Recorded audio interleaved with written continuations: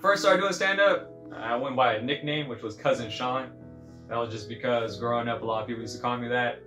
But then a booker told me he doesn't book rappers. And I was like, what do you mean? And he said, there's no way I could put Cousin Sean on the marquee and expect a comedy crowd to show up. And I was like, okay, that makes sense.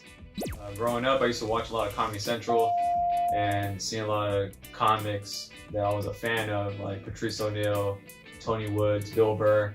What made me want to start doing comedy was actually my wife. When my wife and I were dating, she took me to the Sounds Improv to watch my first live stand-up comedy, which was Tom Green, who got into comedy at the time. And I was sitting there, I was telling her, I think I could go up on stage, I think I could perform stand-up comedy. And 7 years later, still never dabbled into stand-up comedy.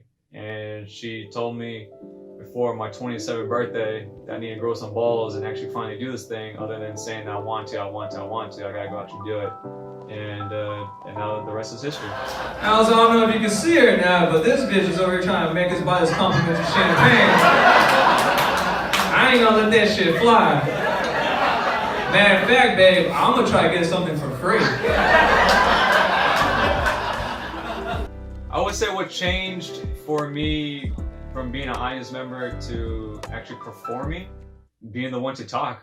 And it's great to see a performance. I mean, that's like the best thing about being an audience member, but to be the performer is a whole different ball game, because you really don't know what the audience is gonna like. So you gotta really feel them out in the beginning. I like that. I like that first 3 minutes to figure out what the audience is gonna like. If they like clean material, if they like dirty material, if they want family material, or just bar jokes. And it's a hunt, man, and it's pretty cool.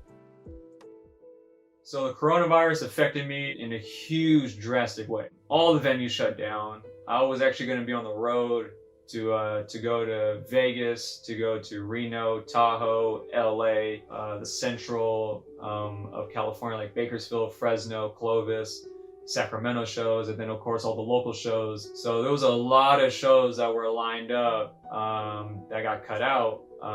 So loss of income there for sure. Not being able to go and work on new material at the open mics or even networking with other comics. So you do miss out on a lot of stuff that we got accustomed to. Because when you start doing stand-up comedy, it's a grind. So you're out there weekly, daily, doing multiple shows, as many shows as possible. And now to have this long break, it's kind of getting hard to getting used to, man. You get that fever. Your next comic is very, very funny.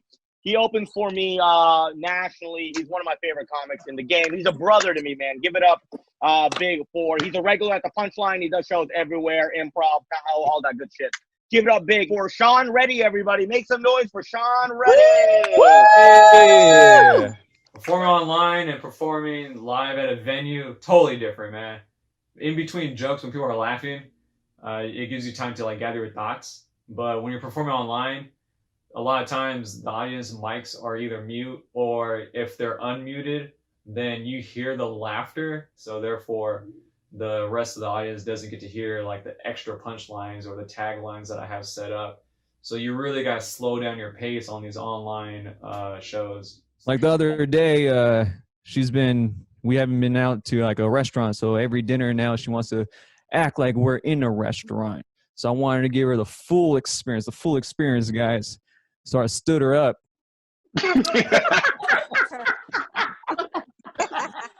The comics that influenced me throughout my career and seeing how they cope with COVID, well, a lot of the ones that I look up to, they already made it big.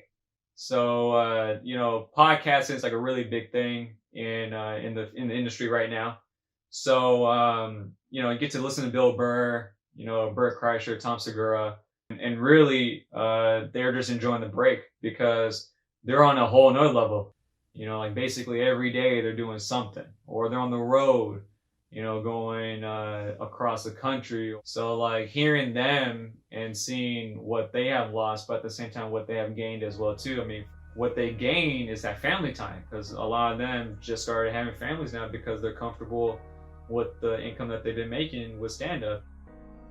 Coronavirus affected me two ways, personally and in stand-up. Personally is actually a blessing because I just had a baby boy. He's now he's 7 months old, and I get to spend a lot of time with him, actually seeing him grow, spend all this extra time where I feel parents nowadays don't get a chance to actually be a part of their kids' life, especially at a very young age. And so that's been amazing. So I'm gonna be a little selfish there.